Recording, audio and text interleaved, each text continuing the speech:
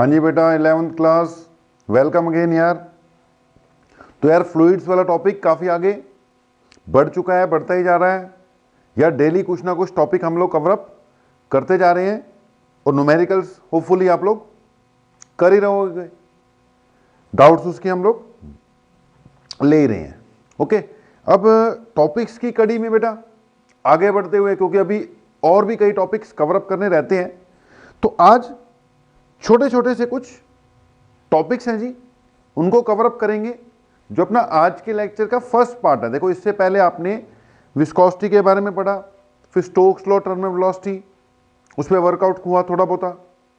अब उसके बाद कुछ और टर्म्स बाकी हैं आज के लेक्चर के फर्स्ट पार्ट में यार। हम एक छोटे छोटे से ना दो चार बस डेफिनेशंस हैं, उनको जल्दी क्लोज कर देंगे। बस डिफाइन वगैरह करके ना क्लोज कर देंगे। उन पे कभी कभार कोई क्वेश्चन आ जाता है तो छोड़ना नहीं चाहिए, कर लेते हैं। बस देंगे थोड़ी सी डेफिनेशन ही। तो तीन चार टर्म्स आ रही हैं बेटा, जैसे एक वर्ड आएगा स्ट्रीमलाइन, या एक वर्ड आएगा स्ट्रीमलाइंड फ्लो, टर्बुलेंट फ्लो, या एक वर्ड आ जाएगा फिर लैमिनर फ्लो।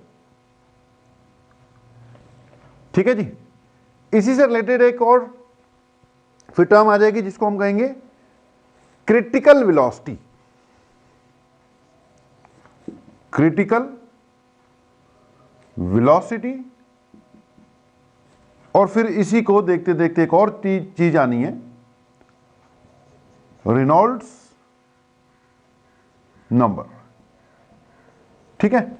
अब ये फर्स्ट पार्ट में ना आज इन टर्म्स को डिस्कस करने की कोशिश करते हैं। पता होना चाहिए कि अभी एक इनका क्या मीनिंग है, सिलेबस में है, क्वेश्चन भी आ जाता है, तो पता होना चाहिए।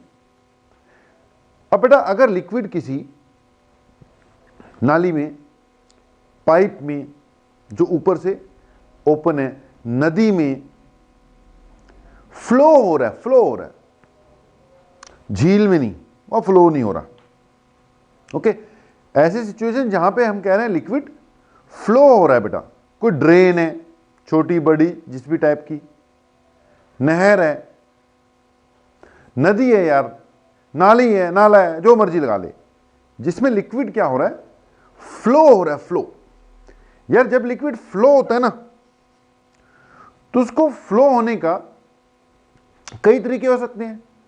एक है भाई, पीछे से पानी बहुत ज्यादा आ रहा है बेहिसाबा, कि बस एक के ऊपर दूसरी लेयर चढ़ रही है, दूसरे पे तीसरी लेयर चढ़ रही है, बहुत ज्यादा तेजी से फ्लो हो रहा है।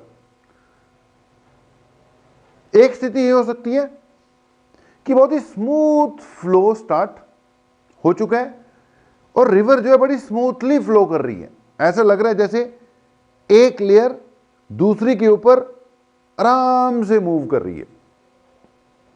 कभी अगर आपने खेतों वेतों में गए हो तो खेतों में एक जगह पे ट्यूबवेल लगा होगा, वहां से पानी निकलता है और फिर ड्रेन्स चलती हैं। ड्रेन्स अलग अलग खेतों तक पानी पहुंचाने के लिए वो इतनी चौड़ी चौड़ी क्या बना दी जाती हैं, ड्रेन्स बना दी जाती हैं। अब उन ड्रेन्स में से पानी आगे बढ़ता रहता है। अब बेटा, जहां से ट्यूबवेल में गिर रहा है, ट्यूबवेल में से जहां पे पानी गिर रहा है, वहां तो बड़ा डिस्टर्बेंस वाला फ्लो होगा, लेकिन जैसे जैसे जैसे ड्रेन की ओर बढ़ते जाएंगे फ्लो होता रहता है, लेकिन फ्लो बहुत ही स्मूथ सा फ्लो होगा। अगर यार फ्लो बिल्कुल स्मूथ हो रहा है, स्मूथ, कोई डिस्टर्बेंस नहीं है, बस दिख रहा है कि बस बिल्कुल पानी कैसे चल रहा है, स्मूथली फ्लो हो रहा है। अगर स्पीड कम होगी तो स्मूथ फ्लो होगा, तो वो स्ट्रीमलाइंड फ्लो या लैमिनर फ्लो की कैटेगरी में आएगा। लैमिनर मतलब एक लेयर दूसरी लेयर पे आराम से चल रही है, कोई तीसरी लेयर उनको डिस्टर्ब नहीं कर रही है, बस ऐसे लग रहा है जैसे टॉप लेयर ही मूव कर रही है। तो इसको हम कह देते हैं लैमिनर फ्लो। डेफिनेशंस भाई अब नोट्स में मैंने बोला पढ़ते रहना, मैं समझा दूंगा तीनों बातें, चारों जितनी भी आएंगी सबको डिस्कस करने की कोशिश करेंगे। तो एक वर्ड आ रहा है लैमिनर। लैमिनर का मतलब लेयर्स। तो अगर बेटा जी लेयर वाइज एंड स्मूथ सा फ्लो हो रहा है तो हम कहेंगे कैसा फ्लो है, लैमिनर फ्लो है, लैमिनर फ्लो। एक लेयर दूसरी पे आराम से मूव कर रही है। मैंने एग्जांपल दिया, अगर आप खेतों वेतों में गए हो कभी तो एक जगह ट्यूबवेल लगा हुआ है, ट्यूबवेल से पानी गिर रहा है, उसके नीचे सीमेंट की वो टैंक बनाया होता है, उसमें गिरता है, उसमें से बाहर गिरता है, फिर उसके बाद इतनी चौड़ी चौड़ी सी ड्रेन्स बनी होती हैं, एक इस तरफ जा रही है, एक दूसरे मतलब खेतों की तरफ जा रही है। जिस तरफ पानी देना होता है उसको वो खोल देते हैं और जिस तरफ नहीं देना होता है उसको बंद कर देते हैं। तो जब खेतों की ओर बढ़ते बढ़ते बढ़ते बढ़ते ड्रेन की ओर बढ़ोगे तो फ्लो स्मूथ होता जाएगा। वो लैमिनर या स्ट्रीमलाइन फ्लो की कैटेगरी में आएगा। और वहां से अगर आप ट्यूबवेल की तरफ बढ़ोगे तो ट्यूबवेल से पानी जहां गिर रहा था वहां गिरा, वहां पे बड़ा डिस्टर्बेंस सा वाला सिचुएशन होगी। वो कैसा फ्लो होगा, उसको हम कहेंगे टर्बुलेंट फ्लो। तो तीन बातें आ रही हैं, लैमिनर, लैमिना वाइज एक के ऊपर एक, स्ट्रीमलाइंड, वो भी स्मूथ वाले फ्लो को ही क्या कहते हैं, स्ट्रीमलाइन। स्ट्रीमलाइन क्यों कहते हैं वो भी डिस्कस कर देते हैं। तो एक लैमिनर वर्ड आ रहा है, एक स्ट्रीमलाइन वर्ड आ रहा है, बीच में एक आ रही है स्ट्रीमलाइन। अब ये स्ट्रीमलाइन और फिर स्ट्रीमलाइंड दोनों को डिस्कस कर देते हैं। मान लो यार ये कोई ड्रेन है, ठीक है, इसमें वाटर फ्लो हो रहा है और बड़ा स्मूथ हो रहा है, पीछे से कहीं से आ रहा था, स्पीड ठीक ठाक सी है और बड़ा स्मूथ फ्लो हो रहा है। तो इसमें ना अलग अलग लेयर्स सी डेवलप हो जाती हैं। ये अपनी अपनी लेयर में ही लिक्विड का फ्लो होता है। अब ये जो डिफरेंट लेयर्स बन गई ना, जरूरी नहीं है सीधी हो, ऐसे करके भी हो सकती हैं, बस जो डेवलप हो जाती है, कभी आराम से बैठकर ड्रेन को ऑब्जर्व करना, कभी मौका मिले तो किसको ऑब्जर्व करोगे तो दिखेगा कि लिक्विड बड़ी स्मूथली ही फ्लो करता हुआ जा रहा है। ओके, जरूरी नहीं है हर पॉइंट पर लिक्विड की वेलोसिटी या जो वाटर मॉलिक्यूल्स हैं उनकी वेलोसिटी सेम ही हो, अलग अलग हो सकती है, लेकिन बस स्मूथ है। ये जो अलग अलग लेयर्स बनी है, ये तो ड्रेन है ना, इसमें अलग अलग जो लेयर्स बनी है बेटा, इन्हीं को हम क्या कह रहे हैं, स्ट्रीम लाइंस कह रहे हैं। ये क्या हो गया, स्ट्रीम लाइंस है। ये सब मिलकर क्या बनती है, बंडल ऑफ स्ट्रीम लाइंस। ये एक स्ट्रीम लाइन है।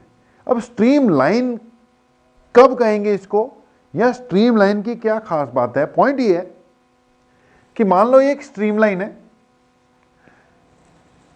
इस पे वाटर फ्लो हो रहा है और मॉलिक्यूल्स फ्लो करते हुए जा रहे हैं। मान लो इस पॉइंट पे जब क्रॉस किया तो वाटर मॉलिक्यूल्स की स्पीड क्या थी, v, और डायरेक्शन जिस तरह मैंने शो करी हुई, इसकी स्पीड क्या थी, मान ले v इस पॉइंट से जब क्रॉस किया, इस पॉइंट से क्रॉस किया, इस पॉइंट से क्रॉस करते वक्त मान ले स्पीड v1 थी, इस पॉइंट को क्रॉस करते वक्त v2 थी, v3 थी, v4 थी, और डायरेक्शन एज शोन।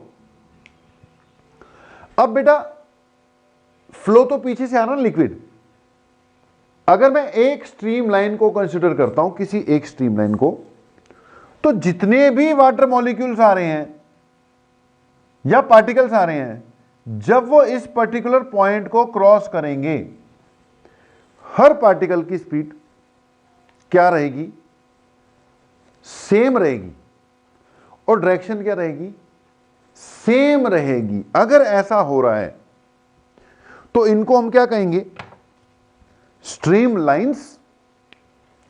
और इस टाइप के फ्लो को, जो स्ट्रीम लाइन फ्लो है, जो स्ट्रीम लाइंस के फॉर्म में हो रहा है, क्या कहेंगे, स्ट्रीम लाइंड फ्लो। तो स्ट्रीम लाइंड फ्लो की अगर मैं डेफिनेशन बोलूं तो क्या बोलूंगा कि यार स्ट्रीम लाइंड फ्लो वो फ्लो है जिसके दौरान किसी भी पॉइंट को क्रॉस करते वक्त, फ्लो के दौरान किसी भी पॉइंट को क्रॉस करते वक्त हर पार्टिकल की डायरेक्शन और स्पीड क्या रहे, सेम। डायरेक्शन और स्पीड क्या रहे, सेम। अगर ऐसा है तो we will say the flow is streamlined. अब ज्यादा कंफ्यूज होने की जरूरत नहीं है, जितना पढ़ा जाता है पढ़ लेना। आपको बेसिक आइडिया होना चाहिए कि स्ट्रीमलाइन का मीनिंग क्या है। स्ट्रीमलाइन का मीनिंग क्या है कि वो लेयर्स, वो डिफरेंट लेयर्स जो डेवलप हो गई हुई हैं, जो एक दूसरे में इंटरफेयर नहीं कर रही हैं, इनको स्ट्रीमलाइंस कहते हैं। स्ट्रीमलाइन की खास बात कि किसी भी स्ट्रीमलाइन पर, किसी भी पर्टिकुलर पॉइंट पर, पॉइंट को क्रॉस करते वक्त जो पार्टिकल्स हैं, जो मॉलिक्यूल्स हैं, उनकी स्पीड और डायरेक्शन हमेशा क्या रहेगी, सेम ही रहेगी। ऐसा फ्लो जिसमें जो पार्टिकल्स हैं जब एक पर्टिकुलर पॉइंट को क्रॉस करते हैं तो सेम स्पीड और सेम डायरेक्शन में ही, यानी कि ओवरऑल बोलूं सेम वेलोसिटी से ही क्रॉस करते हैं, तो we will say that flow of the liquid is streamlined. तो दो पॉइंट है, एक तो आपको स्ट्रीमलाइन पता होना चाहिए। अब अपने यार नोट्स में से इसकी डेफिनेशन पढ़ लेना है। मैंने समझाने की कोशिश की कि स्ट्रीमलाइन क्या होता है, बेसिक आइडिया देने की कोशिश की कि व्हाट इज अ स्ट्रीमलाइन। ये वो लाइन है जिस पे अगर डिफरेंट पॉइंट्स ले लूं तो उन पॉइंट्स को जब वाटर मॉलिक्यूल्स क्रॉस कर रहे होंगे, क्योंकि वो तो आते जा रहे हैं ना, they will cross with same velocity, same direction, same speed. और अगर ऐसा फ्लो हो रहा है उसको हम कहेंगे स्ट्रीमलाइंड फ्लो, एंड बिल्कुल स्मूथ स्ट्रीमलाइंड फ्लो, स्ट्रीमलाइंस बनी होंगी। अगर ऐसा नहीं हो रहा, पीछे से स्पीड होगी ज्यादा, सारा चक्कर किसका है, स्पीड का है। अगर फ्लो की स्पीड कम है तो स्ट्रीमलाइंड हो सकता है। फ्लो की स्पीड थोड़ी ज्यादा हो गई तो फिर क्या होगा, एक लेयर दूसरी लेयर में इंटरफेयर करने की कोशिश करेगी, फिर एक स्ट्रीमलाइन दूसरी स्ट्रीमलाइन में मिक्स होगी, सारा सिस्टम क्या हो जाएगा, फेल हो जाएगा। तब फ्लो कैसा हो जाएगा, टर्बुलेंट फ्लो। तब वो फ्लो कैसा माना जाएगा, टर्बुलेंट फ्लो, मतलब अनसिस्टमेटिक फ्लो, जिसमें एक लेयर दूसरी लेयर में एंटर कर रही है, एक स्ट्रीमलाइन दूसरी स्ट्रीमलाइन में एंटर कर रही है, एक पर्टिकुलर पॉइंट को क्रॉस करते वक्त पार्टिकल्स की वेलोसिटी सेम नहीं है, तो ये कैसा मोशन कहलाएगा, कैसा फ्लो कहलाएगा, टर्बुलेंट। तो यार स्ट्रीमलाइन का मतलब क्लियर होना चाहिए, वो जो लेयर्स बन जाती हैं अलग अलग। स्ट्रीमलाइंड फ्लो का मीनिंग क्लियर होना चाहिए कि वो फ्लो जिसमें स्ट्रीमलाइंस बनी हुई हैं और उस स्ट्रीमलाइन में हर पॉइंट को क्रॉस करते वक्त जितने भी पार्टिकल्स आते हैं उनकी वेलोसिटी क्या रहती है, सेम रहती है। इसी टाइप के फ्लो को लैमिनर भी कहते हैं, थोड़ा सा अलग है स्ट्रीमलाइन से। स्ट्रीमलाइन में हम स्ट्रीमलाइंस की बात करते हैं, लैमिनर में पूरा टॉप लेयर की बात कर रहे हैं कि जैसे टॉप लेयर बिल्कुल लैमिना की तरह फ्लो कर रही है, नीचे वाली लेयर ऊपर वाली लेयर एक दूसरे में बिल्कुल डिस्टर्बेंस क्रिएट नहीं कर रहे हैं, बिल्कुल स्मूथ सा फ्लो नजर आ रहा है। अगर किसी नहर को देखो, नहर फ्लो करती रहती है तो उसको शांति से चल रही है, जब देखोगे तो उसके ऐसे लगेगा जैसे टॉप लेयर ही मूव कर रही है।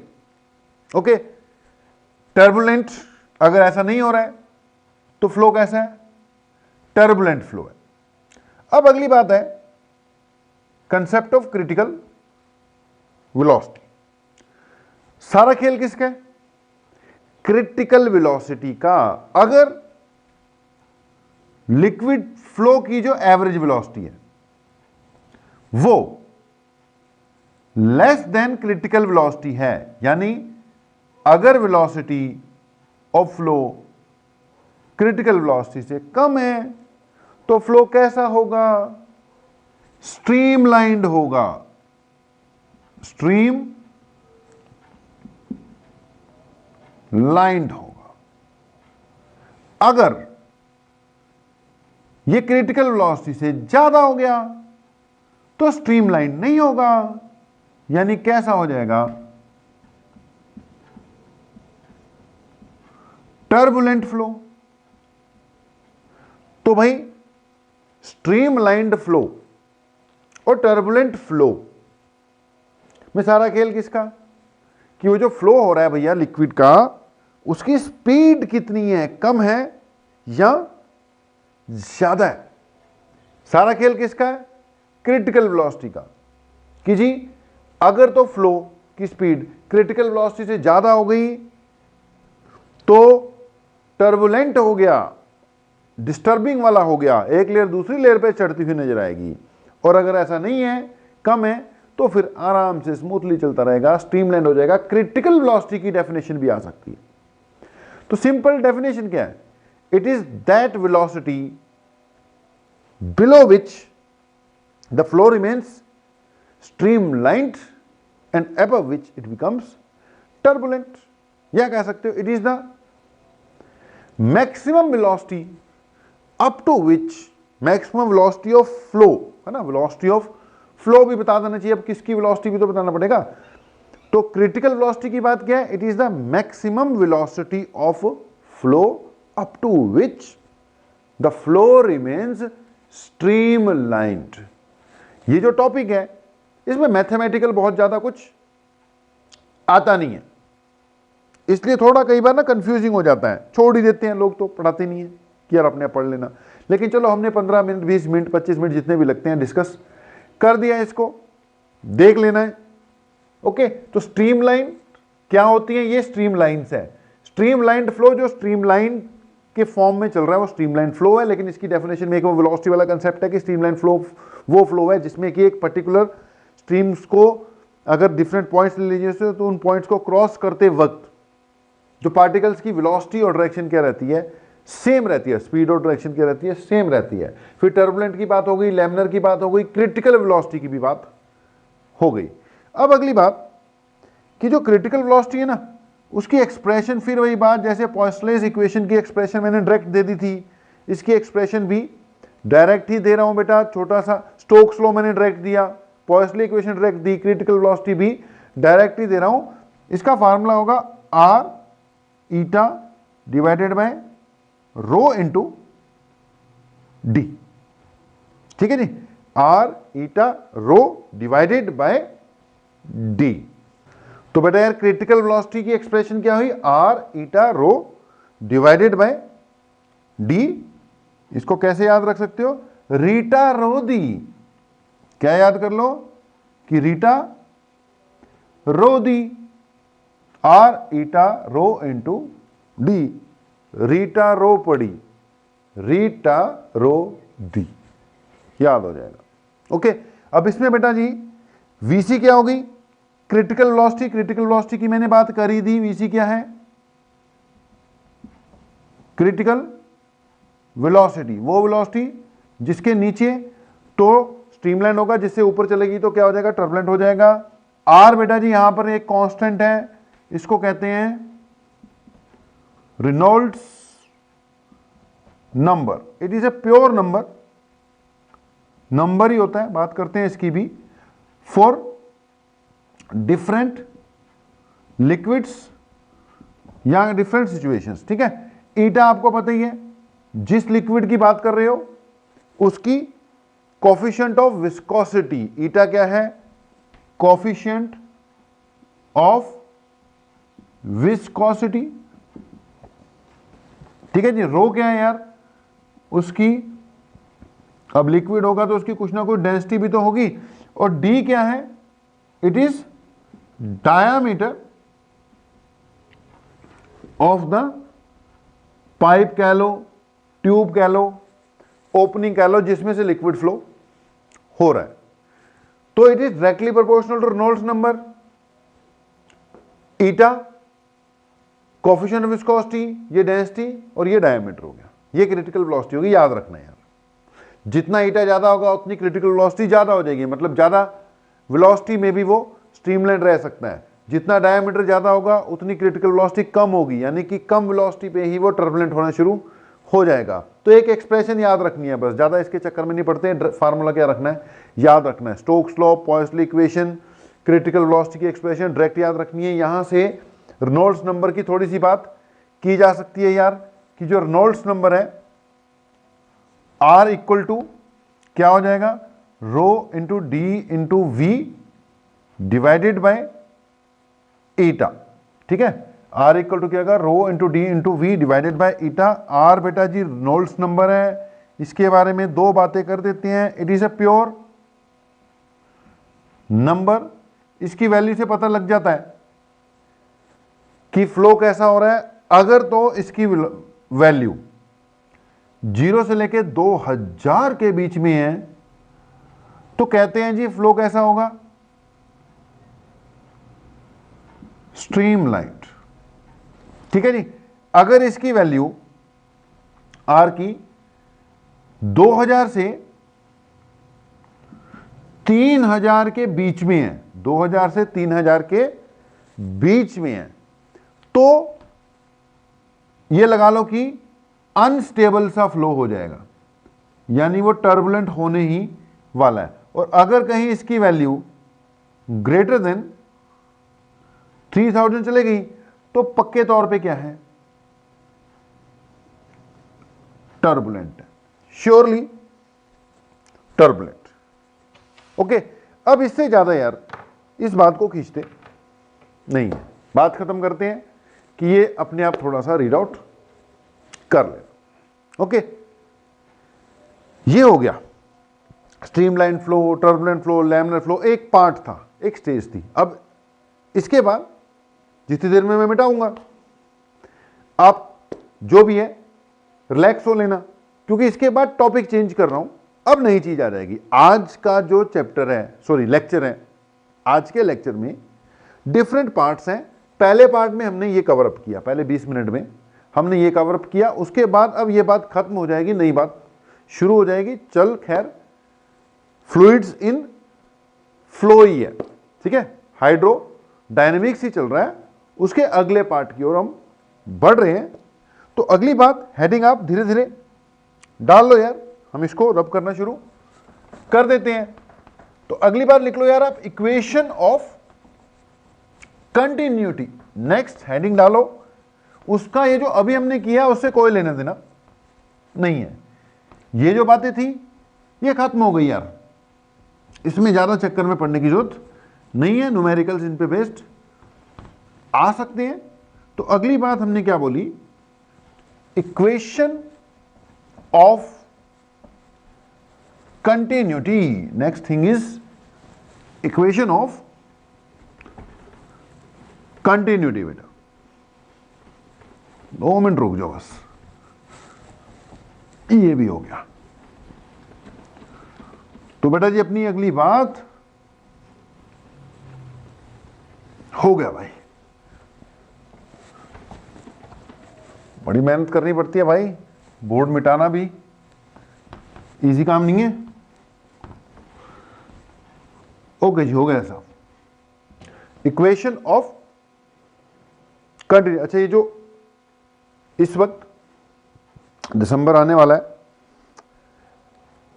तो यार ये जो नवंबर दिसंबर का टाइम है, यहां पे टेम्परेचर क्या होना शुरू हो जाता है, डाउन। तो बोर्ड मिटाना क्या हो जाएगा, मुश्किल हो जाएगा। बोर्ड मिटाना is inversely proportional to temperature, मतलब जितना टेम्परेचर ज्यादा होगा उतना ही बोर्ड को मिटाना इजी होगा। अब कारण क्या है बेटा, विस्कोसिटी वाला टॉपिक चल रहा है, विस्कोसिटी है, ये मैंने इस पे लिख दिया। ये क्या है, एक तरह से लिक्विड है, जो इंक है ये लिक्विड है, इसके मॉलिक्यूल्स हैं वो यहां पे चिपक जाते हैं। एडहेसिव फोर्स लग रहा है, देख एडहेसिव फोर्स स्ट्रॉन्ग है, चिपक जाते हैं। अब यार टेम्परेचर जितना डाउन हो जाएगा, इनकी विस्कोसिटी उतनी ही ज्यादा हो जाएगी। पढ़ा है तुमने कि विस्कोसिटी जो है, टेम्परेचर बढ़ाने से विस्कोसिटी कम हो जाती है। तो गर्मियों के दिनों में भैया टेम्परेचर ज्यादा होता है और इनकी विस्कोसिटी क्या होती है, कम होती है, फ्लो बढ़िया करते हैं, ऐसे ही मिट जाता है। और सर्दियों में क्या होता है, ज्यादा विस्कस हो जाता है, ये जमना शुरू हो जाता है, मतलब इसको मिटाना भी क्या हो जाता है, मुश्किल हो जाता है। तो अभी जैसे जैसे सर्दियां बढ़ती जाएंगी, इसको मिटाना क्या होता जाएगा, मुश्किल, जल्दी जम जाया करेगा ये। तो ये भी पॉइंट था भाई। अगली हेडिंग क्या थी अपनी, equation of equation of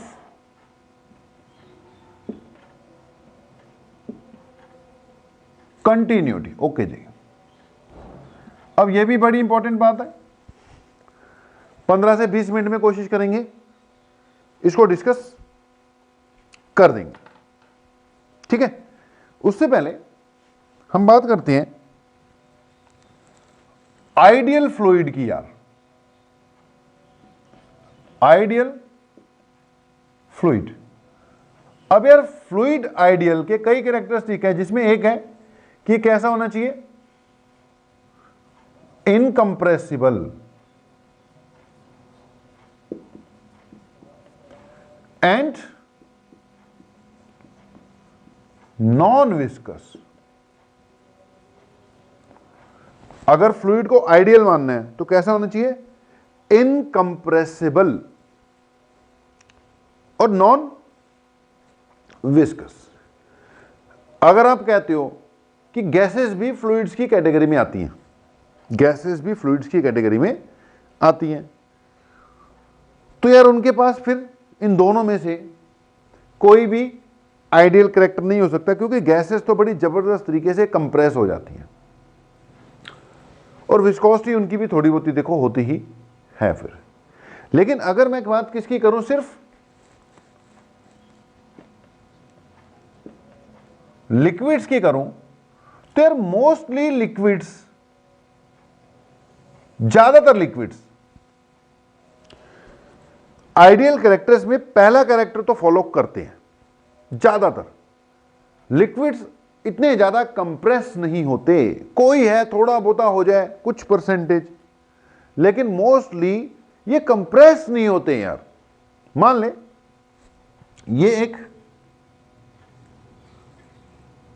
container है, अब कंटेनर पे हमने क्या लगा रखा है, एक पिस्टन लगा रखा है, मान ले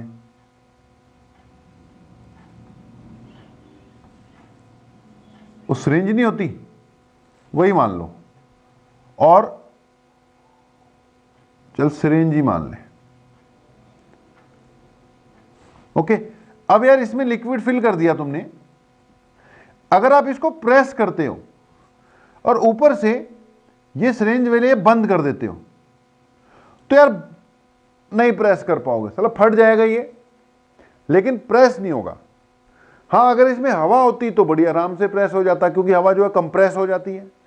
तो अगर इसके अंदर लिक्विड डाला है ना, लिक्विड, तो लिक्विड्स आमतौर पर कंप्रेस नहीं होते। कहने का मतलब ये कैरेक्टर तो लिक्विड्स के पास फिर होता ही है ना, ये वाला आइडियल कैरेक्टर तो होता ही है कि दे आर इनकंप्रेसिबल।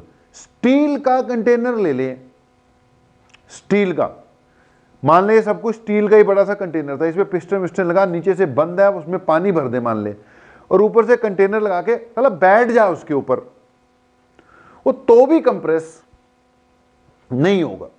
तो लिक्विड्स इतनी जल्दी कंप्रेस नहीं होते। मैं ये कहना चाहता हूं कि दो कैरेक्टर मैंने बोले आइडियल फ्लूइड के होने चाहिए, और आइडियल फ्लूइड में अगर मैं लिक्विड्स की बात कर रहा हूं, फ्लूइड्स में लिक्विड्स की बात कर रहा हूं, तो इनकंप्रेसिबल वाली तो ठीक है, लेकिन ये कैरेक्टर ऐसा है कि जो कोई भी लिक्विड फॉलो नहीं कर पाएगा। बात को समझो, मैंने बोला दो कैरेक्टर है आइडियल फ्लूइड के। इनकंप्रेसिबल तो लगभग सारे फॉलो करेंगे, वो सब ही आइडियल जैसे ही नजर आएंगे। और अगर नॉन विस्कस देखोगे तो ऐसा कोई फ्लूइड नहीं है जो बिल्कुल क्या हो जाए, नॉन विस्कस हो जाए, क्योंकि कुछ ना कुछ विस्कोसिटी तो फिर देखो सब की है, पानी की भी है, ऑयल की भी है, हर तरह के लिक्विड्स की कुछ ना कुछ तो देखो विस्कोसिटी फिर आती ही है। ओके, तो आइडियल फ्लूइड में हमेशा क्या बात होगी, इनकंप्रेसिबल, नॉन विस्कस। मैंने बोल दिया विस्कोसिटी होगी तो भूल जाओ आइडियल होगा।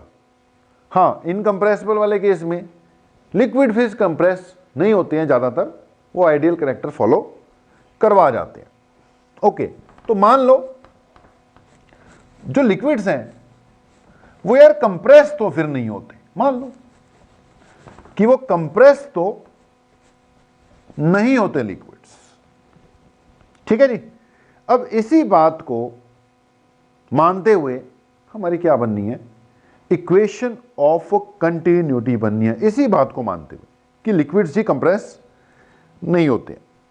ओके, मान लेते हैं ये कोई एक पाइप है हैविंग वेरिएबल क्रॉस सेक्शन, ठीक है, एक तरफ क्रॉस सेक्शन ज्यादा है और एक तरफ क्रॉस सेक्शन कम है, मोटी पतली है, आगे से मुंह छोटा है और यहां पे मुंह बड़ा है इसका, ठीक है जी। तो ये सिचुएशन है। अब पॉइंट ये है कि यार इसमें लिक्विड फ्लो कर रहा है, मान लो इसमें कुछ लिक्विड हमने फ्लो करवा रहा है, ये पाइप का हिस्सा है, ठीक है, एक बड़ी पाइप है, उसका एक क्या है पार्ट ले लिया। अब बेटा इसमें से लिक्विड फ्लो कर रहा है, मतलब एक साइड से एंटर करता है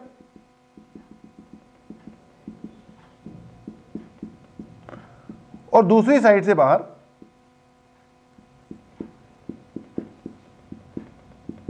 निकल जाता है, ठीक है, एक साइड से एंटर करता है, दूसरी साइड से बाहर निकल जाता है लिक्विड, मान लो। अब यहां से बाहर निकल रहा है, यहां से मान ले एंटर कर रहा है।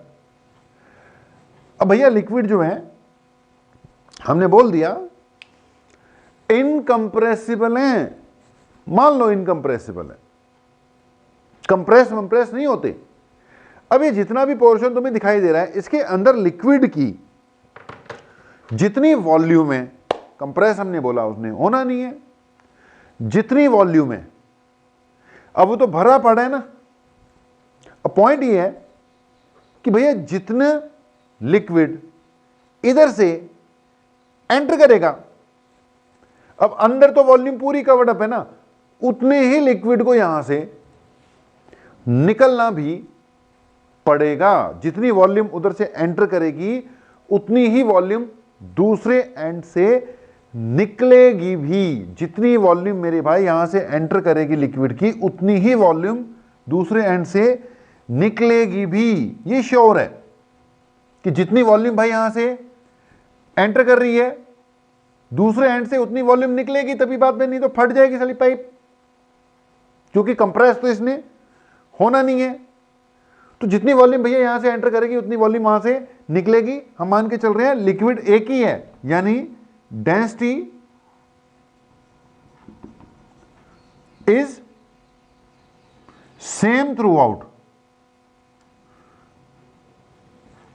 अगर डेंसिटी सेम है थ्रू आउट तो हम ये भी कह सकते हैं जितना मास इधर से एंटर करेगा उतना ही उधर से निकलेगा भी, या कह लो जितनी वॉल्यूम इधर से एंटर करेगी उतनी ही वॉल्यूम दूसरे एंड से निकलेगी भी। तो अकॉर्डिंग टू स्थिति या सिचुएशन, यार क्या बोलना चाहता हूं मैं कि जी mass of the liquid entering from one end should be equal to mass of the liquid leaving from other end. Actual volume है, लेकिन मास मैंने इसलिए लिख दिया क्योंकि डेंसिटी मैंने थ्रू आउट क्या कर दी सेम, तो वॉल्यूम को डेंसिटी से मल्टीप्लाई करेंगे तो मास ही बनता है, ठीक है। वैसे क्या था V1 इक्वल टू V2, ये क्या है जितनी वॉल्यूम यहां से एंटर करेगी, ये क्या है जितनी वॉल्यूम दूसरे से बाहर निकली, बराबर होनी चाहिए। किस बात को ध्यान रखते हुए कि भैया लिक्विड कंप्रेस तो होने नहीं है, पहले से भरा पड़ा था, अब जितनी वॉल्यूम यहां से डालेगा तभी ना वहां से निकलेगी। तो जितनी एक तरफ से एंटर करेगी उतनी दूसरी तरफ से निकलेगी। अभी दो स्टेप के बाद एक इक्वेशन बनेगी, उस इक्वेशन को इक्वेशन ऑफ कंटिन्यूटी कहते हैं। इक्वेशन ऑफ कंटिन्यूटी जो है इस फंडे पर आधारित है कि जितना लिक्विड एक तरफ से एंटर कराओगे उतना लिक्विड दूसरी तरफ से निकलेगा ही निकलेगा। ध्यान से सुनना, मान लेते हैं ये एक छोटा सा डिस्टेंस है, छोटा सा, इसको मान लेते हैं dx2 स्मॉल, ठीक है, इतना छोटा कि यहां से यहां तक एरिया ऑफ क्रॉस सेक्शन को कोई ज्यादा फर्क नहीं पड़ रहा है। और ऐसे ही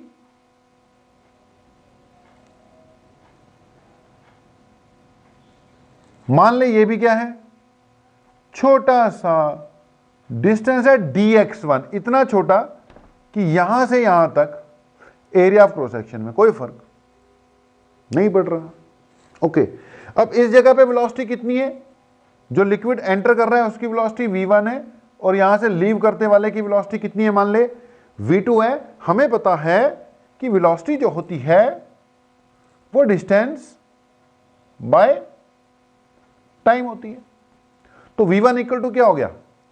dx1 बाय dt हो गई।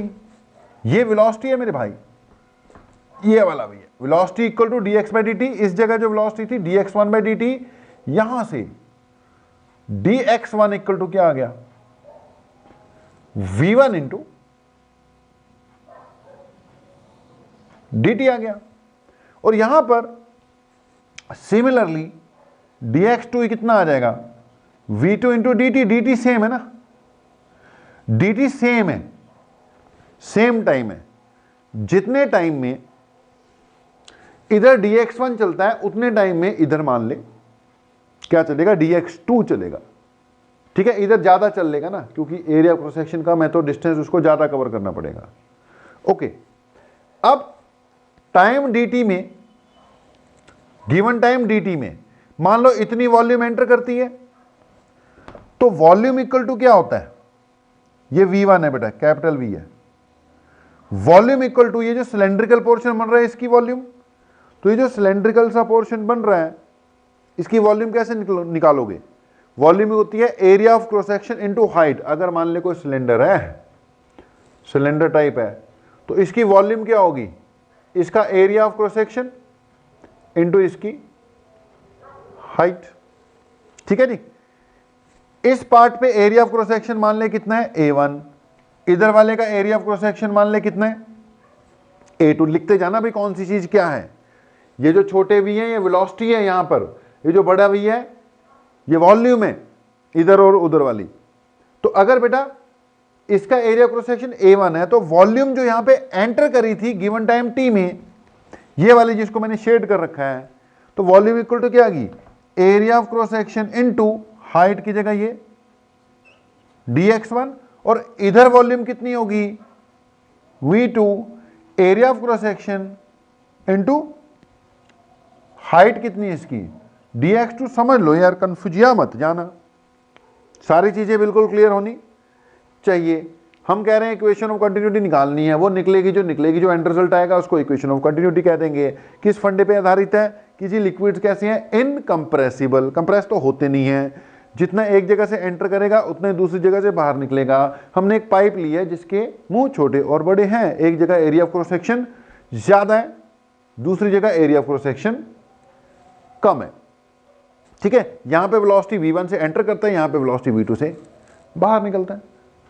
यहां पर गिवन टाइम में वो dx1 कवर करता है, यहां पे उसी गिवन टाइम में dx2 आगे की ओर कवर करता है, वो अंदर की ओर, ये बाहर की ओर। यहां पे गिवन टाइम t में डिस्टेंस कितना कवर किया था इसने? ये तो ये हाइट dx1 हो गई। Volume area cross section into height, volume area cross section into height. लेकिन क्योंकि लिक्विड इनकंप्रेसिबल है, डेंसिटी सेम है, जितना मास एंटर करेगा उतना ही बाहर भी निकलेगा, यानी जितनी वॉल्यूम एंटर करेगा उतनी वॉल्यूम दूसरी तरफ से बाहर भी निकलेगी, क्योंकि मास इक्वल टू बेटा होता है volume into density, volume into density. Density तो सेम है, वो कट जाएगी। अब इस तरफ वॉल्यूम एंटर कितनी की है?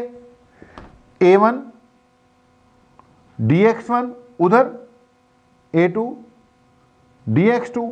ध्यान से सुनना, a1 तो ठीक है, dx1 निकला हुआ है, v1 dt, v2 dt। dt से dt कैंसिल हो गया, तो क्या बन गया जी? a1 v1 equal to a2 v2। यहां से बन गया a1 v1 equal to a2 v2। यार इसी को कहते हैं इक्वेशन ऑफ कंटिन्यूटी। ये जो सिंपल सी छोटी सी इक्वेशन है इसी को कहते हैं इक्वेशन ऑफ कंटिन्यूटी, कि a1 v1 is equal to a2 v2। a1 v1 is equal to a2 v2, मतलब a और v का प्रोडक्ट क्या रहेगा? कांस्टेंट रहेगा। ए एरिया ऑफ क्रॉस सेक्शन है मेरे भाई, और v क्या है, वेलोसिटी। मतलब v और a कांस्टेंट, मतलब velocity is inversely proportional to area of cross section. मतलब जहां पर एरिया ऑफ क्रॉस सेक्शन ज्यादा है वहां पे स्पीड क्या आएगी, कम आएगी, और जहां पर एरिया ऑफ क्रॉस सेक्शन कम है वहां पे स्पीड क्या आएगी, ज्यादा आएगी। सिंपल सी कहानी है भाई, पाइप का मुंह छोटा हो, एरिया ऑफ क्रॉस सेक्शन छोटा है तो ज्यादा स्पीड से पानी बाहर आता ना। पाइप का मुंह बड़ा होगा तो आएगा तो उतना ही, लेकिन मुंह बड़ा होने के कारण स्पीड क्या हो गई, कम हो गई ना भाई। जितना पीछे से एंटर कर रहा होगा उतना ही दूसरे एंड से क्या निकलेगा, बाहर निकलेगा, तो स्पीड क्या हो गई, कम हो गई। सिंपल सी कहानी है। More the area of cross section laser will be the velocity with which the liquid is coming out. Simple, बिल्कुल। पाइप जो है, पाइप से अगर आप गार्डन वगैरह को या लॉन वगैरह को या गमलों को पानी दे रहे हो, या मान लो फर्श ही धो रहे हो पाइप से, तो उसमें क्या करते हैं, आगे से पाइप को भाई दबा दे, दबाने से क्या होगा, आधी बंद हो जाती है वो, जितना का पोर्शन बचता है, एरिया क्रॉस सेक्शन कम होता है, वो धार तेज हो जाएगी, ज्यादा तेजी से निकलता है फिर पानी। ओके, या कई बार पाइप के आगे, आधी के आगे अंगूठा लगा देते हैं हम, एरिया क्रॉस सेक्शन आधा कर देते हैं, स्पीड क्या हो जाएगी, एकदम डबल हो जाएगी। तो this is equation of continuity. Simple, जब भी प्रेशर ज्यादा चाहिए होगा तो आगे क्या लगाना पड़ेगा, नोजल लगानी पड़ेगी, जिसका एरिया ऑफ क्रॉस सेक्शन क्या होता है, कम होता है, जिससे स्पीड ऑफ लिक्विड क्या हो जाती है, बढ़ जाती है। अब इस पे भी बेस्ड कई एग्जाम्पल है, कई बातें हैं। A1V1 is equal to A2V2 is simply equation of continuity. इसका भी काफी यूज होगा बेटा, न्यूमेरिकल्स में भी, कंसेप्चुअल क्वेश्चंस में भी।